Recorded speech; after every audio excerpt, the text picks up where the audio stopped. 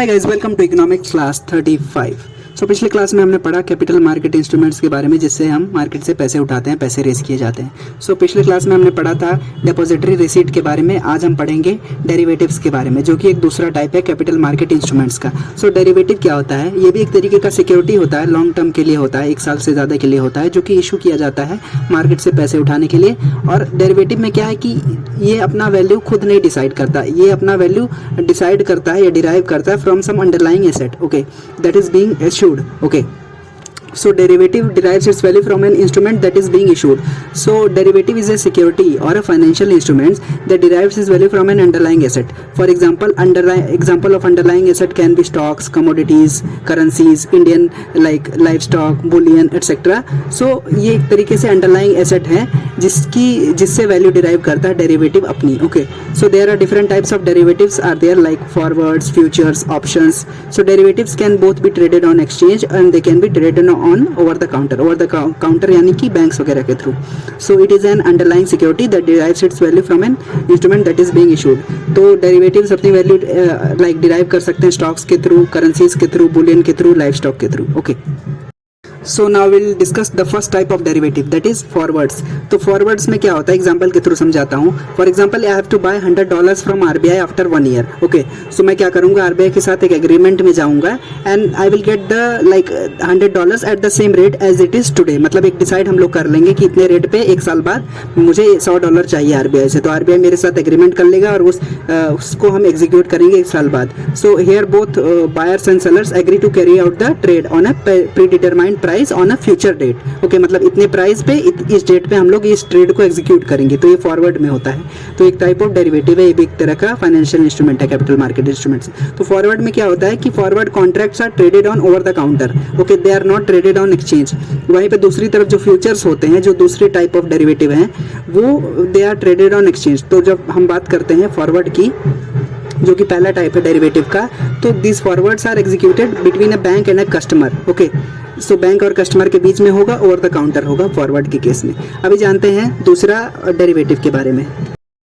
सो future contracts या फिर जो सेकंड टाइप ऑफ डेरिवेटिव है, so future contracts help to hedge against the risk during a particular period of time. मतलब ये भी फॉरवर्ड्स की तरह ही होगा फ्यूचर कॉन्ट्रैक्ट, लेकिन इसमें क्या होगा, हम लोग हेज कर लेंगे रिस्क में, मतलब रिस्क को हटाने की कोशिश करेंगे, कॉन्ट्रैक्ट को एग्जीक्यूट करेंगे. So they are also similar to forwards. Futures are similar to forwards, but futures are traded on exchange, okay. Exchange में हम लोग स्टॉक मार्केट में या एक्सचेंज में ट्रेड करते हैं फ्यूचर्स के केस में, F&O जिसे हम कहते हैं, जो लोग करते हैं उनको पता होगा. So in case of futures both buyers and sellers must execute the contract. मतलब ये इसमें रेस्ट्रिक्शन होता है कि कॉन्ट्रैक्ट को एग्जीक्यूट करना ही करना है फ्यूचर कॉन्ट्रैक्ट्स में, ओके. सो फॉरवर्ड्स और फ्यूचर्स एक तरीके से हैं, एक तरीके से, लेकिन फॉरवर्ड्स क्या क्या होता है, ओवर द काउंटर ट्रेड होता है, और फ्यूचर्स होते हैं वो ट्रेड होते हैं एक्सचेंज में, okay. They are traded on exchanges, okay. So forward क्या होते हैं, they can be customised to meet the customers requirement. मतलब कस्टमाइजेबल होते हैं फॉरवर्ड्स. लेकिन जो फ्यूचर कॉन्ट्रैक्ट्स होते हैं, they have standardise features in terms of their contract size and maturity. कुल मिला के बात ये है, फॉरवर्ड कॉन्ट्रैक्ट को ओवर द काउंटर किया जाता है, बैंक्स और कस्टमर के बीच में किया जाता है फॉरवर्ड कॉन्ट्रैक्ट को, और कस्टमाइजेबल होता है, मतलब आपके हिसाब से हम डेट वेट वगैरह चेंज कर देंगे. लेकिन फ्यूचर कॉन्ट्रैक्ट क्या होता है, रेस्ट्रिक्शन होता है इसमें कि आपको एग्जीक्यूट करना ही करना है, और कॉन्ट्रैक्ट डेट की मैच्योरिटी ये है, कॉन्ट्रैक्ट साइज ये है, ओके. तो इसमें आप चेंज नहीं कर सकते फ्यूचर कॉन्ट्रैक्ट में. एक तरीके से एक बाउंडेशन रहती है इसमें. अभी जानेंगे तीसरा टाइप ऑफ डेरिवेटिव, जो कि एक तरीके से third type of derivative is also a type of capital market instrument, जो है ऑप्शंस. तो options is a third type of derivative instrument. So इसमें क्या होता है, it means you are giving an option to the other person to exercise the contract or not. So they are similar to futures, but options में क्या होता है, buyer और seller has the choice to withdraw from executing the agreement. मतलब future contract में क्या होगा कि एग्जीक्यूट करना ही करना है, मतलब मेच्योरिटी है जब तभी करना है. लेकिन ऑप्शंस में क्या होता है, बायर और सेलर इंस्पाइट ऑफ, मतलब ये डेट रखी गई है, इस टाइप प्राइस पे करना है, इस डेट पे करना है, लेकिन ऑप्शंस में क्या होता है, ऑप्शन रहता है बायर और सेलर को कि बैकआउट कर जाएं. So example, X and Y are obliged under futures, but in options contract even if X has contract to buy or sell with Y, he or she like X can withdraw, okay. So ये होता है options के case में. सो अभी हम जानेंगे what is the difference between foreign institutional investors and FDIs, foreign direct investors? So FDI और FII के बीच में डिफरेंस जानते हैं। तो सबसे पहले जानते हैं जो फॉरेन इंस्टीट्यूशनल इन्वेस्टर्स होते हैं ना, इसमें शॉर्ट टर्म का इन्वेस्टमेंट होता है फाइनेंशियल मार्केट्स में, लाइक स्टॉक्स, बॉन्ड्स, इन सब चीज़ों में, by institutional investors like mutual funds. तो FIIs क्या होते हैं, शॉर्ट टर्म के लिए होते हैं। So they are short term instrument in the financial markets like stocks, bond, securities. मतलब किसी कंपनी ने इन्वेस्ट कर दिया, मान लेते बाहर देश अमेरिका की कंपनी ने इन्वेस्ट कर दिया इंडिया के स्टॉक मार्केट में, तो एक तरीके से FII है, मतलब रातों रात ये गायब हो सकता है, पैसा विड्रॉ हो सकता है। They are short term instruments FIIs। But foreign direct investment में क्या होता है, it involves long term investment. Okay, foreign direct investment क्या होता है, लॉन्ग टर्म के लिए होता है। FII क्या होता है, शॉर्ट टर्म के लिए होता है।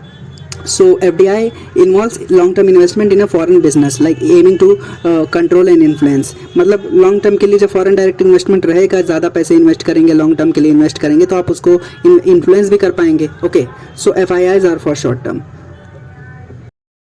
सो FIIs जो होते हैं foreign institutional investors, they do not involve obtaining a degree of control in a company. Okay, for example, so example of FDI is that a foreign company opening a factory or acquiring a stake in a local company. मतलब FDI में क्या होता है, आप कोई you open a like foreign company opening a factory in India, so that is example of FDI, क्योंकि ये long term है, कंट्रोल करना चाहता है। ओके, और इट में involve long like large stake in a company, local company, तो ये भी एक FDI का पार्ट है।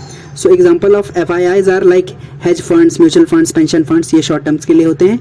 और FDI का एग्जांपल है लाइक FDIs जो होते हैं, they involve investment in infrastructure, capital, technology, management, expertise. तो जो FDI होते हैं इसमें टेक्नोलॉजी भी आती है कैपिटल के साथ साथ, लेकिन इंफ्रास्ट्रक्चर भी डेवलप होता है, कंट्रोल भी करना चाहता है, मैनेजमेंट एक्सपर्टीज भी होता है FDI के केस में। लेकिन FIIs में क्या होता है, हम केवल कैपिटल लाते हैं, केवल कैपिटल आता है, रातों रात चला भी जा सकता है, आ भी सकता है। FDI में लॉन्ग टर्म होता है, इकोनॉमिक ग्रोथ करना चाहता है, कंट्रोल करना चाहता है, कैपिटल लाता है, इंफ्रास्ट्रक्चर डेवलपमेंट होता है, टेक्नोलॉजी लाता है, मैनेजमेंट एक्सपर्टीज लाता है। तो FDI बेटर है, एक तरीके से अच्छा है। ओके, तो this were the few things about capital market investments, like capital market instruments. आप understood it. Thank you so much for watching. Bye bye.